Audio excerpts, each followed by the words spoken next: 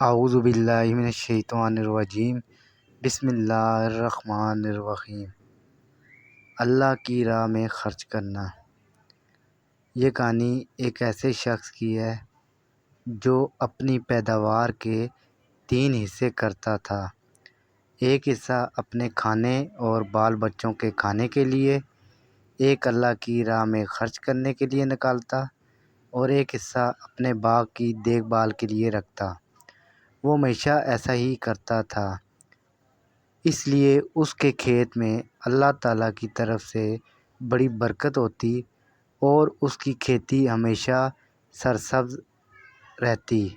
اگر کبھی اس کے باغ کو سیراب کرنے کے لیے پانی نہ رہتا تو بادل کہیں اور برستے اور پانی ندی نالوں سے ہو کر اس کے ہاں آ جاتا۔ ایک مرتبہ کا واقعہ ہے، ایک آدمی جنگل میں جا رہا تھا۔ اچانک اس کے کان میں آواز آئی کہ کوئی آدمی بادلوں سے کہہ رہا تھا کہ جاؤ اور فلاں کے باغ کو سیراب کر دو۔ بادلوں کو حکم دینے والے شخص نے باغ کے مالک کا نام بھی لیا۔ چنانچہ وہ بادل وہاں سے ہٹ کر ایک پتھریلی زمین پر خوب موسلا دھار بارش برسائی۔ وہ پانی بہہ کر ایک نہر میں جا پہنچا۔ وہ نہر اس آدمی کے باغ میں آتی تھی۔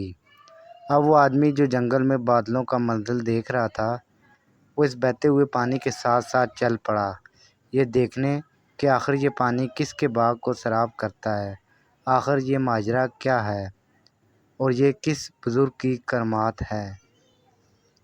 وہ آدمی نہر کے کنارے چلتا ہوا اس باغ تک جا پہنچا اور نہر سے ہو کر اب یہ پانی نالوں کے ذریعے اس کے باغ میں آنے لگا اور باغ کو سیراب کرنے لگا۔ اس باغ میں ایک بزرگ پانی کو ادھر ادھر بکھیر رہے تھے تاکہ پانی پورے باغ میں پھیل جائے۔ اس راہگیر مسافر نے ان سے دریافت کیا کہ حضرت، آپ کا نام کیا ہے؟ اس بزرگ نے وہی نام بتائے جو اس مسافر نے بادلوں میں سنا تھا۔ بزرگ نے پوچھا کہ بھائی، آپ میرا نام کیوں دریافت کر رہے ہیں؟ کیا آپ کو مجھ سے کوئی کام ہے؟ اس مسافر نے بتایا کہ میں جنگل سے گزر رہا تھا، وہاں میں نے ایک عجیب منظر دیکھا کہ کوئی آدمی بادلوں سے کہہ رہا تھا کہ وہ آپ کے باغ میں جا کر سیراب کر دیں۔ اس آدمی نے آپ کا نام بتایا تھا۔ وہ بادل کہیں اور برسا لیکن نہر کے ذریعے پانی آپ کے باغ میں آ پہنچا۔ یہ عجیب و غریب منظر دیکھ کر اس کی حقیقت جاننے کے لیے اس بہتے پانی کے ساتھ ساتھ چلتا آیا کہ دیکھوں وہ کیسے بزرگ ہیں جن پر یہ خاص نظر رحمت ہے۔ پھر اس مسافر نے پوچھا کہ حضرت، آپ کیا کرتے ہیں کہ اس باغ کو سیراب کرنے کا غیبی انتظامات ہو جاتا ہے؟ اس پر ان بزرگ نے بتایا، اس باغ سے